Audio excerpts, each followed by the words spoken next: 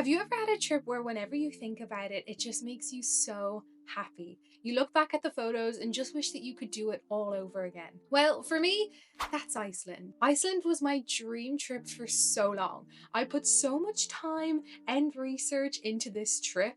I just really wanted to make the most out of it. So if you're planning a trip to Iceland and you want a fully planned itinerary, then you're in the right place. I'm going to be breaking down my whole trip, where we stayed, what we did, what we ate, and some pro tips along the way. So whether it's your first time or your third time visiting, this itinerary is going to be packed with things to do. So let's dive into it.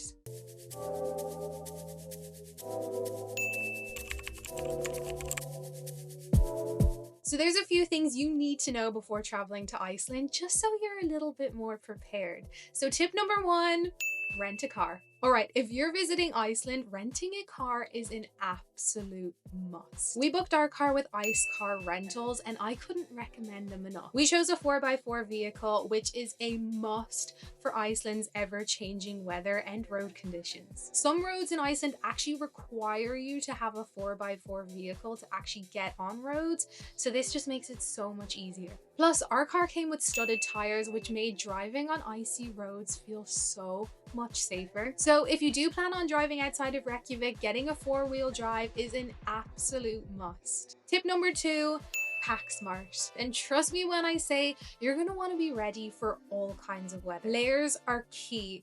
Think base layers, a good waterproof jacket, and sturdy shoes that can handle the wet conditions. The weather in Iceland is super unpredictable, so expect sun, wind, rain, and even snow depending on the time you visit. And if you're visiting in the winter months, don't forget to pack sunglasses, as the reflection on the snow is actually blinding. Tip number 3, language in Iceland. Icelandic is the official language in Iceland, and it is a beautiful ancient language. But don't worry, you don't have to be fluent, as almost everyone in Iceland speaks English. So don't stress if you can't speak Icelandic. And last but not least, tip number 4, currency in Iceland. Now, talking money, the official currency in Iceland is the Icelandic krona. But don't worry too much about carrying around cash, as almost everywhere takes card. Just keep in mind that Iceland is one of the most expensive countries in the world, so it is good to do some budgeting in advance. Our trip started with a 2.5-hour flight from Dublin to Iceland with Icelandair. The seats were super comfortable with plenty of legroom, and the in-flight entertainment was a nice bonus. And I have to say, this airline was fantastic. And before we knew it, we landed in Iceland. And can I just say, their airport is so modern and well organized. Passport control was a breeze, and we got out in no time. So for our first night in Reykjavik, we stayed in the Reykjavik Hotel, which is a hotel part of the Hilton Curio collection. This place was so beautiful and unique. It was a blend of modern luxury and historic charm. The rooms were so spacious, beautifully designed with Scandinavian decor. Plus, my favorite part was the in-house spa, which had a hot tub and a sauna, and it was just the perfect place to unwind after the flight. After checking in, we of course had to take some time to explore Reykjavik. The city is super walkable, and we started off in one of the most famous spots, the Rainbow Road. This colourful road leads you straight to the Hallgrímskirkja church, which is one of the tallest buildings in Iceland. You can actually go up to the top of the church, which has an epic view of the city, which we didn't actually do, and I kind of regret it, as I heard it's definitely worth it. Now, of course, we had to check out some of the best food spots in the city, and one is Baka Baka, a cozy little bakery that serves delicious freshly baked pastries, which at night turns into a restaurant and serves some of the best pizza in Reykjavik. We of course then had to try out some of Iceland's famous hot dogs, which are located all around the city. These hot dogs are legendary and topped with crispy onions, ketchup, or sweet mustard.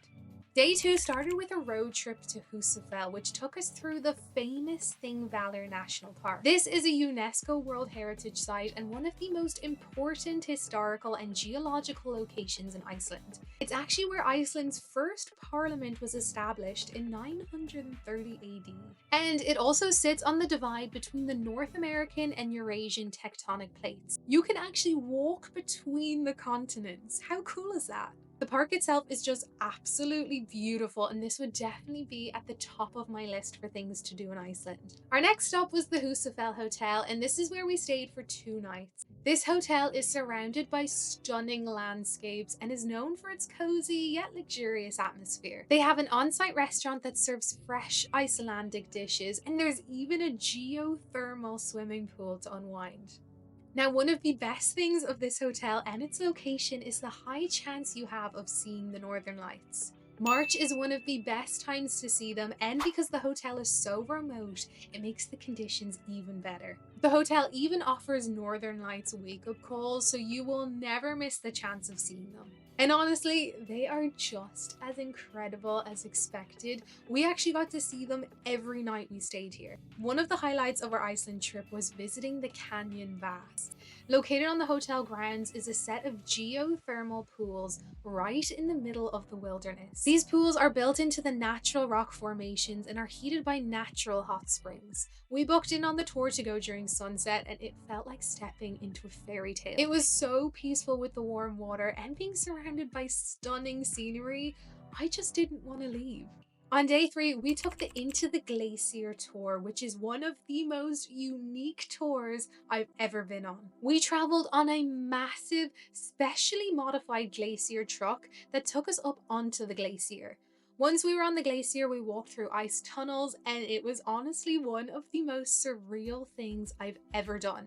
The blue ice walls and the sense of being surrounded by century-old ice is just incredible. The tour is open all year round, but I'd advise going during the winter months as it just adds a little something special walking through the snow to reach that tiny glacier entrance. After the glacier adventure, we headed to Barnafoss Waterfalls, which is known for its stunning scenery and icy blue waters. There's actually a local legend surrounding this waterfall and is named after 2 children who supposedly fell into the river. The river is very dangerous, so make sure you stay behind the barriers and stick to the designated walking trails. But honestly, this place is so beautiful. If you have a chance to visit, I would definitely recommend it. On our last day, we headed back to Reykjavik for one final night. And we started off the day on a Viking horse tour. Icelandic horses are one of the purest horse breeds in the world.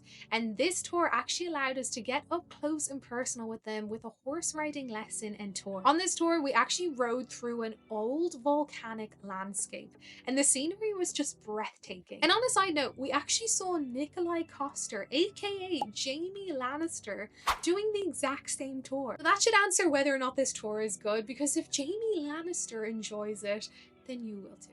So we actually decided to stay again in the Reykjavik hotel as our flight was so early in the morning the day after, like 2 a.m. So it just meant that we were a bit more closer to the airport, and it meant the drive was a lot safer as it wasn't going to be as long as if we drove all the way from Húsafell. This also gave us another chance to explore Reykjavik and enjoy the hotel's amenities before heading off to the airport. And just like that, our 4-day trip to Iceland came to an end, and it was honestly just as amazing as I expected it to be. And I really hope this itinerary helps you if you're planning your trip to Iceland. If you are looking for some more details, I have an in-depth blog post on my trip to Iceland, which I'll leave a link to below, which has some more information on how to book, all the activities, and everything else we got up to. So let me know in the comments if you have any questions, or if you've been to Iceland before and what was your favorite part. Don't forget to like and subscribe for some more travel content, and thank you so much for watching. I hope you enjoyed, and I'll see you next time.